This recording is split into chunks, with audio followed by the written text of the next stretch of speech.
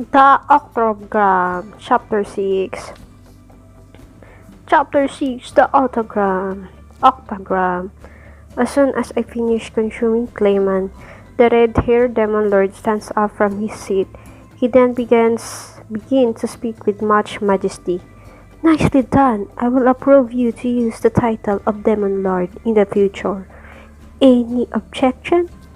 There doesn't seem to be any objection. It looks like they've all recognized me as a Demon Lord now. Now I can't be reassured. Honestly, it would be a suicidal act to try taking the hostile stance against the rest of the Demon Lords around here. However, those concerns seems to be unnecessary. I disengage from the battlefield and Ramirez approaches by flying to talk to me. I knew Rimuru could do it when he gets serious. That's why I told you. I allow you to study under me in the future. Huh? I'll pass. You can find students somewhere else. Why does it matter? Just be my student, underling. Pretty please. Ramirez starts to complain. Meanwhile, Malin responds to her proudly. Foo foo foo, Rimuru is my bestie. He doesn't seem willing to get along with you now. Eh? You must be kidding. Oi, Rimuru, that isn't true, right? Wahaha. You've been elbowed out by me, Ramirez. What did you just say? Then check this out. Malin's deliberate provoke was successful, leading Ramirez to throw a flying kick to Malin's face. Malin laughs delightfully as she casually dodges the kick. The two seem surprisingly close. On the other hand, without my notice, Veldora began to chat to Demon Lord Dragwell intimately. He seems to be showing off by discussing about his current training of surpassing aura. He even points at me while saying, "You see that Dragwell? That's the best example," looking all smug.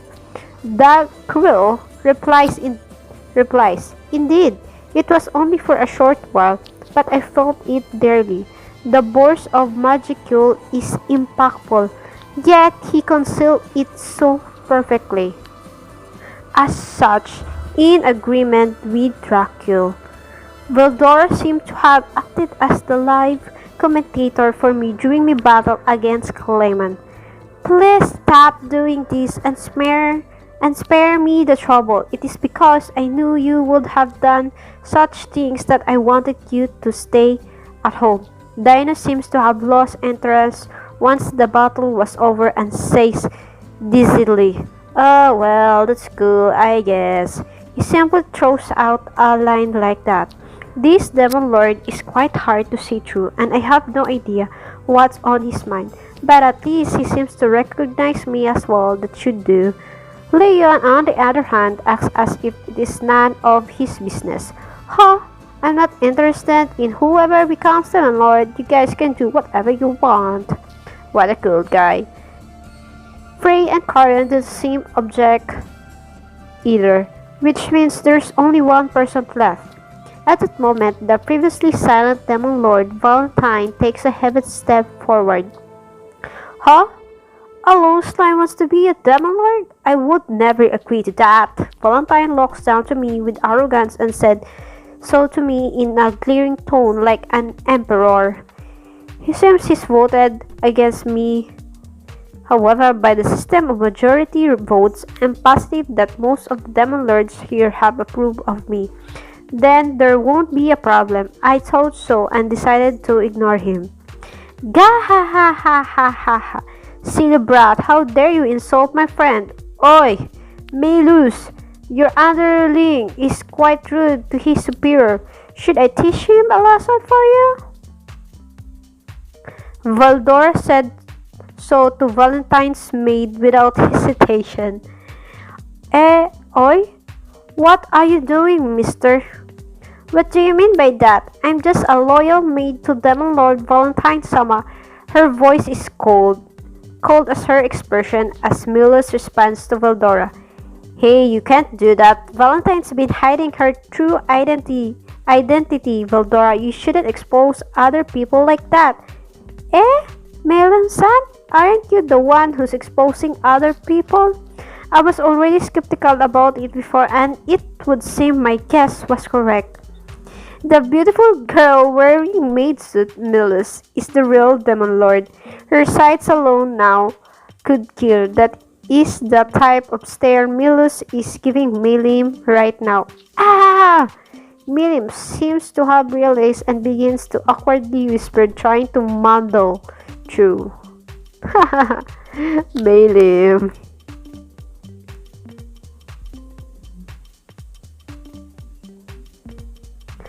You aren't even whispering out any sounds. Plus, it's no use for you to do something like that now. Milus doesn't seem to be the joking type. You probably can't have her forgive you after doing something like that. Milus menacingly glares around her surroundings.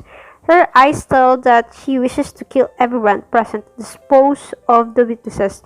She seems like the aggressive and dangerous type.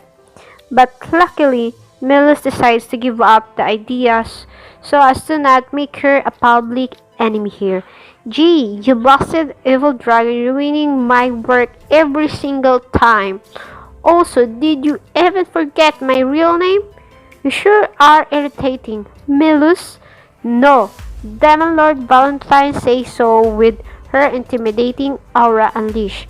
Veldora sure is casual. Even remembering other people's name wrong, that probably have provoked Valentine even more. Enough! You may call me Valentine. Valentine announces so with much displeasure. Immediately after, she releases an immense amount of magic and changes her appearance instantly. Her maid's suit disappears and instead it was replaced with a luxurious black gothic dress. That's magical dress change. The quick clothes change magic that Milim is also good at. And a girl with heavenly beauty appears before us. Of course, the real deal is indeed different. The male Valentine is rather strong too, but the difference between the two is heaven and earth. The Demon Lord with both beauty and power thus enters the scene. Roy, you can go back first. Valentine displays the style of a king and orders the current Demon Lord Valentine after her dress change. It would seem that the Demon Lord Valentine here is called Roy.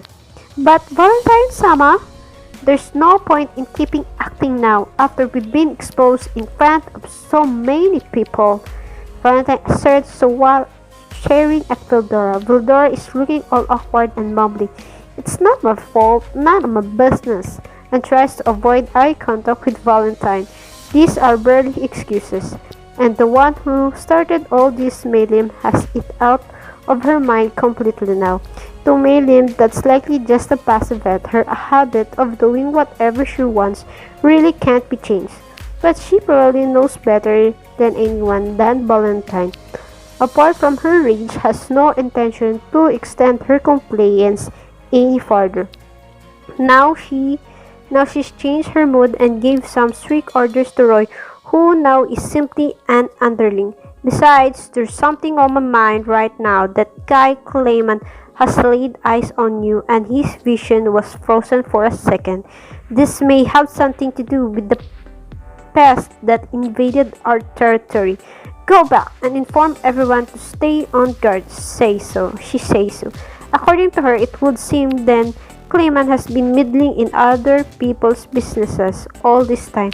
No wonder he is disliked so much. Perhaps he's just trying to find out more about the unknown domain of Valentine. What a reckless guy.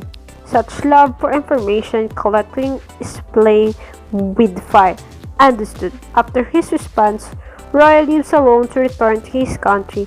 He didn't disobey Valentine's order. This means that Troy has a little reluctance for the seat of Demon Lord and was indeed just a body double. This also shows the authority wielded by the real Valentine. As such, Valentine returns to her Demon Lord throne once more.